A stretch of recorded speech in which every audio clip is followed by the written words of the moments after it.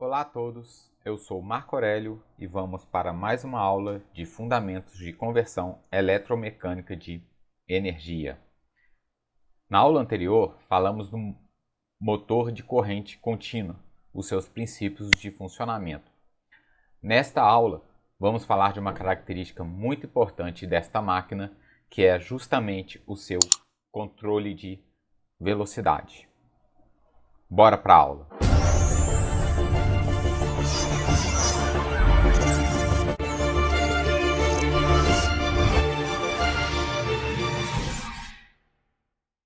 Para esta aula, vamos revisar o funcionamento do motor CC Shunt através do seu circuito elétrico equivalente. Na máquina temos nossa bobina de campo, representada pela sua resistência e pelo número de espiras. Temos nossa bobina de armadura, onde ela é representada pela sua resistência interna, muitas das vezes em série com interpolo, em caso de máquinas que possuem interpolo, e pela sua tensão interna induzida. Vamos considerar aqui, na nossa bobina de campo, que acrescentamos de forma externa uma resistência de ajuste. Vamos observar aqui como ficaria essa ligação do R de ajuste de forma externa na máquina. A questão aqui é o seguinte, a nossa máquina, a gente já tem acesso aos bornes C e ao borne D. O borne C e o borne D, eles estão interligados na bobina de campo da máquina. Os bornes A e o borne B estão conectados na escova, que acessa o rotor da máquina. E o R de ajuste é uma resistência externa, é um reostato. Veja, eu preciso colocá-lo em série com a minha bobina de campo.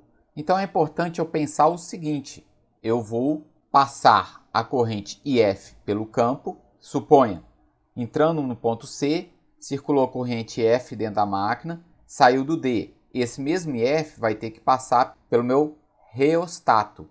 Passa pelo reostato e sai pelo outro borne. Então vamos fazer essa ligação aqui supondo um fio qualquer.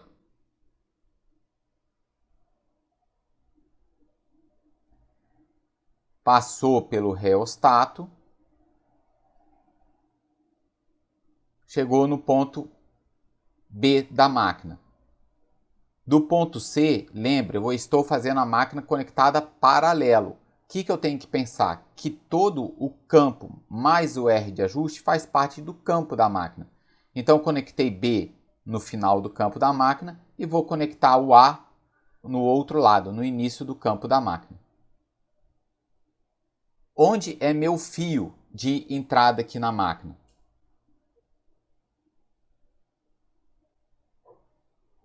Veja, eu aplico aqui a tensão VT. Qual é essa corrente? É a corrente que está entrando lá na máquina. Então é a corrente total. IL. Neste nó aqui, parte da corrente vai lá na armadura. Então lá dentro vai estar circulando o meu IA. Essa outra parte deste nó é o meu IF. O IF vai passar lá dentro do campo e vai sair por aqui. O IF passa pelo reostato e sai daqui. Neste ponto B, IA e IF, qual que é a corrente que volta? IL. Esta seria a ligação prática da máquina.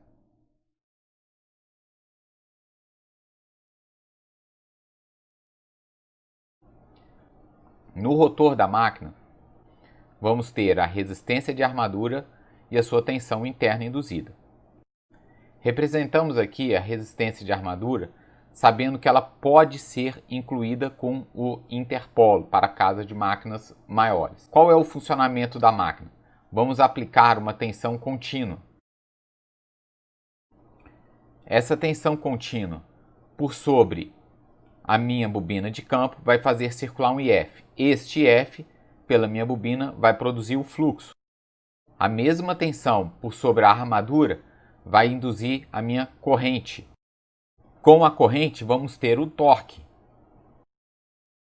Com o torque, a máquina começa a acelerar. O ômega-m vai ser induzido então uma tensão.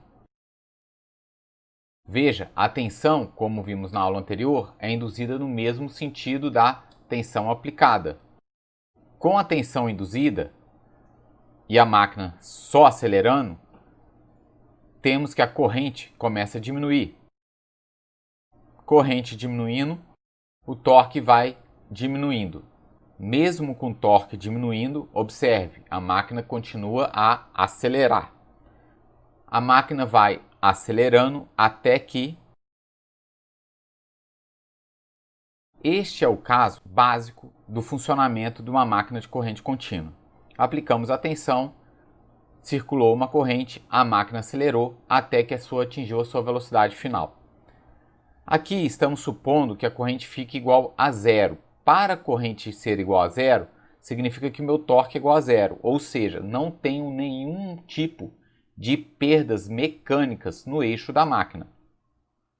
Falamos que as perdas rotacionais são nulas.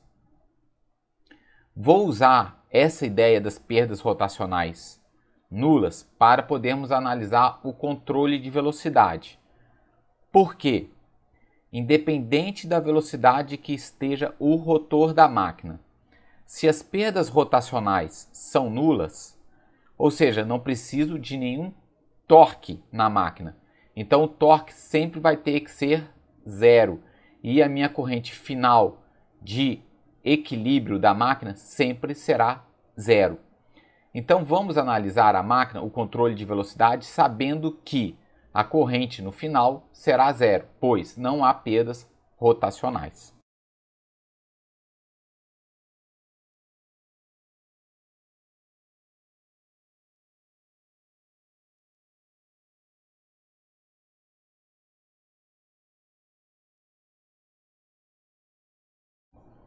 Veja, qual é a situação aqui descrita?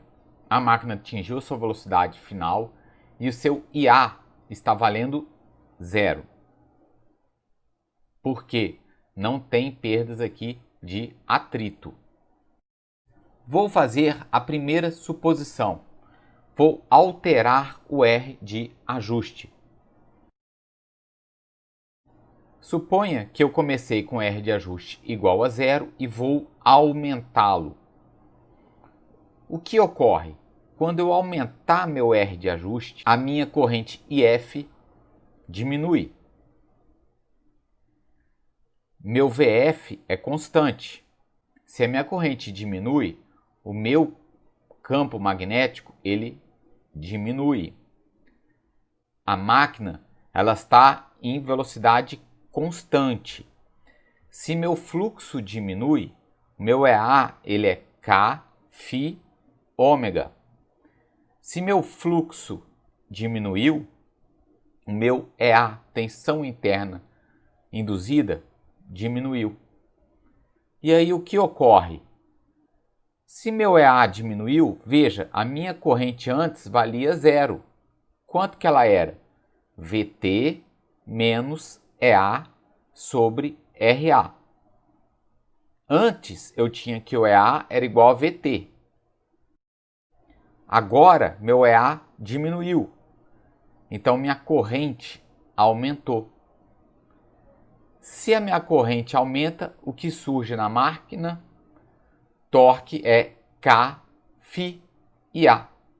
Meu torque antes era zero, agora apareceu um torque. Quando eu tenho torque, o que ocorre com a máquina? Ela acelera.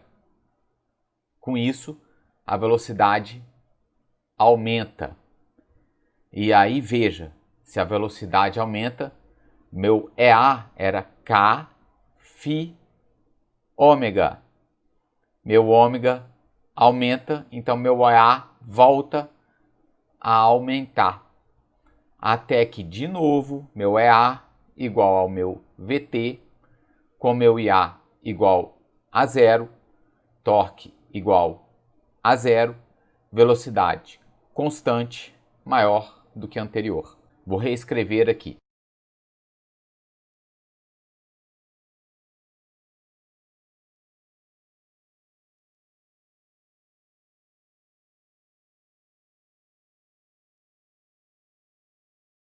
Eu aumentei o R de ajuste, minha corrente diminui.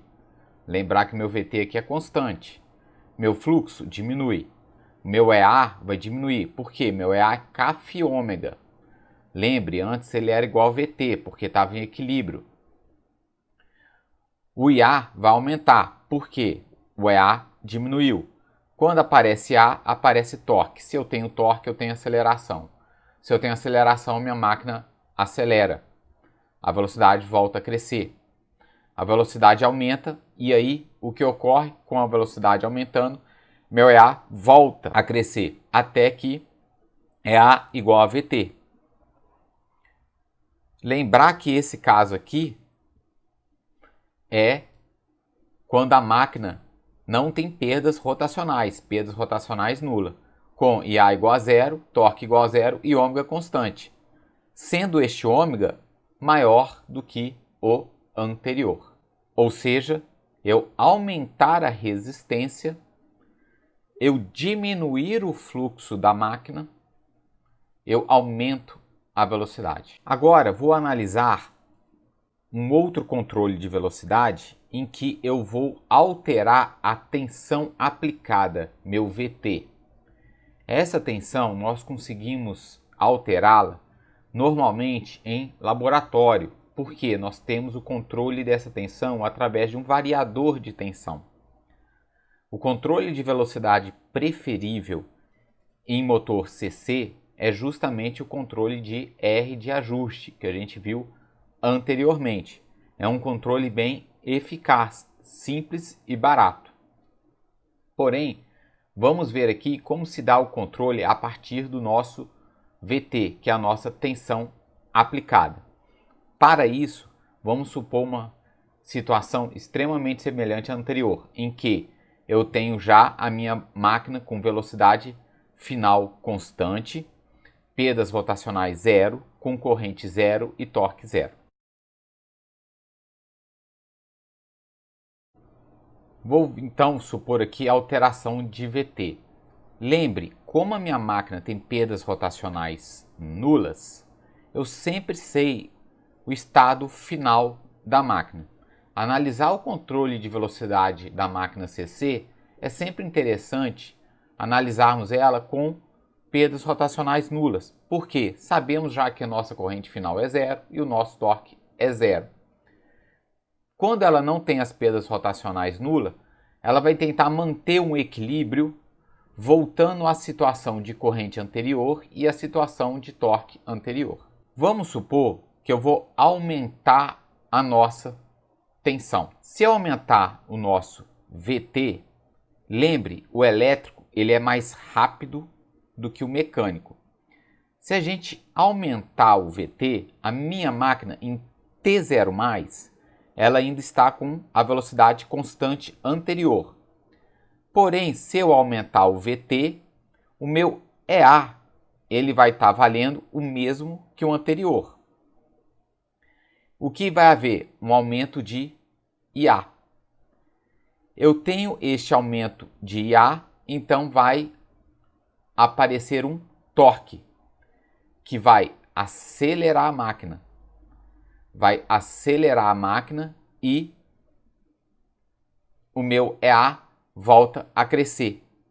Meu EA cresce até que meu EA seja igual a VT, com IA igual a zero, torque zero e velocidade maior do que a anterior. Vou escrever um resumo aqui.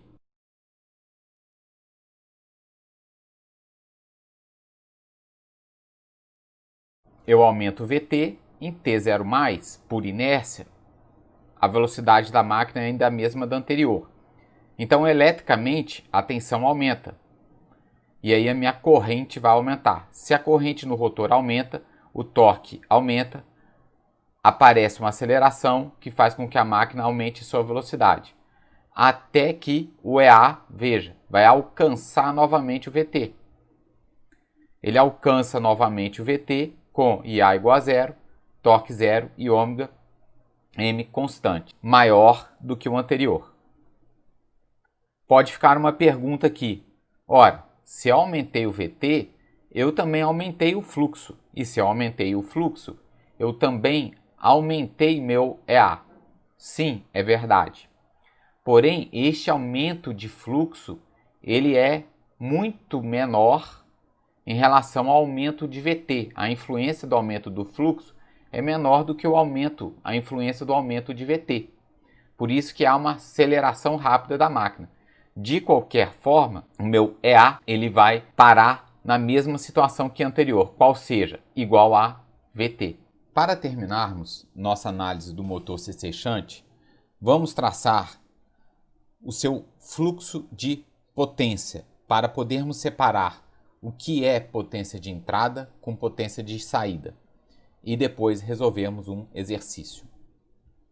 Seja aqui o circuito elétrico equivalente completo da máquina, onde o RF eu estou considerando aqui o RF próprio da máquina e o R de ajuste, e o RA próprio da máquina e o R de interpolo.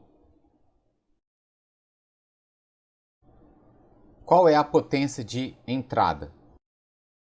Em máquina de corrente contínua, vai ser a potência elétrica, VT vezes IL.